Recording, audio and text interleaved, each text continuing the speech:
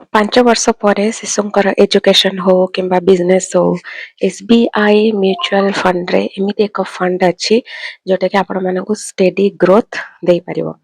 କୋଉ ଫଣ୍ଡ ଚାଲନ୍ତୁ ଦେଖିବା। ଏଟା ହଉଛି SBI ବ୍ଲୁ ଚିପ୍ ଫଣ୍ଡ। କାହିଁକି?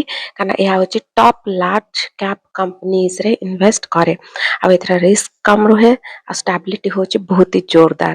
ତ ମାର୍କେଟ ତଳେ ଗଲା ବା ଉପରେ ଗଲା ଆପଣ ପୁରା ରିଲାକ୍ସ ହେଇକି ବସନ୍ତୁ। ବ୍ଲୁ ଚିପ୍ ଷ୍ଟକ୍ସ ଆପଣଙ୍କ ଲସ୍କୁ ବାଲାନ୍ସ କରିବ ଆଉ 5 ବର୍ଷରେ ଆପଣ ଯଦି SIP କରନ୍ତି ତାହେଲେ ଏଥିରେ ଅସାଧାରଣ କମ୍ପାଉଣ୍ଡିଂ ଇଣ୍ଟରେଷ୍ଟ ଆପଣ ପାଇପାରିବେ ଯୋଉଟା କି ଏବେ ହଉଛି ଏଇଟାରେ ଇନଭେଷ୍ଟମେଣ୍ଟ ପାଇଁକିନା ପରଫେକ୍ଟ ଟାଇମ୍ ହରିଜନ୍।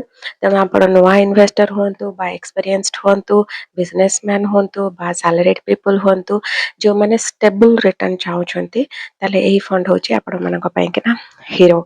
ତ ଏଥିରେ ଆପଣମାନଙ୍କୁ ମାଇଣ୍ଡରେ ପିସ୍ ବି ମିଳିବ, ଗ୍ରୋଥ ବି ମିଳିବ, ଦୁଇଟା ଯାକ ହିଁ ମିଳିବ।